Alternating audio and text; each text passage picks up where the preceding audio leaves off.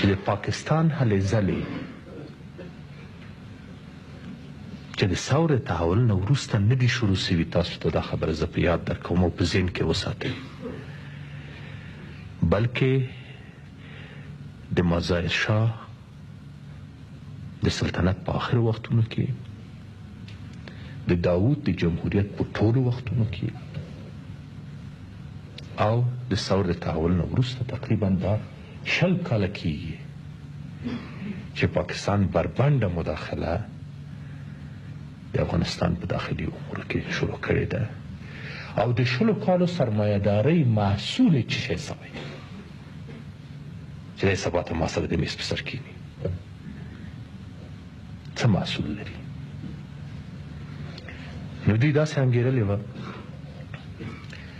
چې خیر قطاعت به وشي، موږ به د افغانستان دولت ته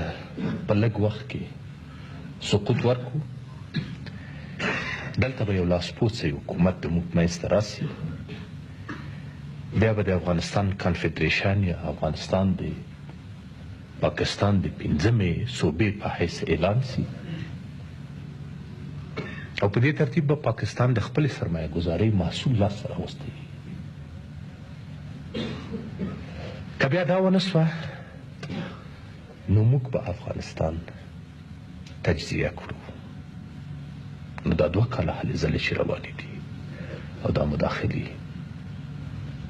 او دا تجاوزات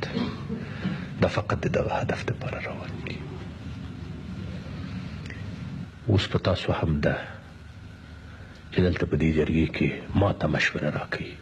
ما همیشه تاسو نه مشوره غوښتله، په ټولو لویو جرګو کې ما تاسو نه مشوره غوښتله، بیا یې تاسو نه مشوره غواړم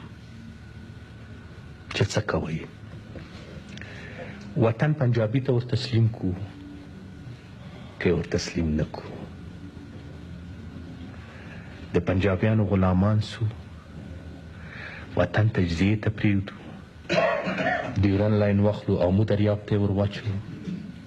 خپل کور کلی وران کو، بچیان پرېږدو چې اوبه یې یوسي، یتیمان سي او اوښکې راسي او زموږ خویندې میندې در په دره سي، د هغه نه او ژوندي پاتې سو او د دغه رقم ژوند څخه آیا هغه مرګ چې وقار ولري، چې معنویت ولري، چې اسلامیت ولري، چې افغانیت ولري، 100 کرته نه، 1000 کرته نه، میلیون کرته شرف لري که نه لري؟ د ما دغه خبره وایي تاسو سره، تاسې په خپله ماته بیا مشورې راکوئ چې په کومه لار لاړ شو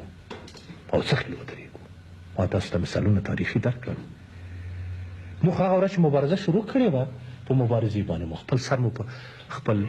لاس کې نیولی و. موږ وخت د خپل وچ ویلي په سر په وچ ویلي باندې د مرګ خبره لیکلې ده او سړی یو وارې مري 20 وارې نه مري که نه، مګر که په غیرت او په ننګ او په عزت او په پت او د وطن په دفاع کې سر کېږدي او سبا د تاریخ کمۍ کړی وي، موږ خو د دغه تاریخ دپاره ژوند کوو، د خپل ځانونو دپاره ژوند نه کوو. هغه معنویت او هغه تاریخ زموږ دغه رژیم کمۍ کړی دی چې اوس وطن ملي کرکټر، افغانیت او نیشنالیزم او ناسیونالیزم د افغانستان او تاریخي ویاړ او همت او کرکټر اوس موږ ساتو، ازادي موږ ساتو، د استقلال ساتنه موږ کوو. نو تر پرونه پورې چې دوی نور متهم کول او نن دی په ټانک باندې راځي او بیا به سبا ته خلکو د افغانستان ته وایي چې که په دې ټانک راغلی یم د پنجابي په ټانک دا صحیح ده او که په بل ټانک دی راغلی هغه صحیح نه ده، دا د افغانستان خلک منلی سي. تاسو ته د زړه له کومې موفقیت، صحت او سلامت غواړم. څو ورځې مشکلې مخې ته پرتې دي او بیا داسې لاندې باندې زورې او جګې او ټیټې لارې د زمرو دپاره او د میړو دپاره جوړې سوي دي. د پاکستان د مال رود د قیر په سړکونو باندې واړه واړه اوښکې هم چکرې ویلی سي. پرېږدئ چې دوی دلته خپل غلامي سرته رسوي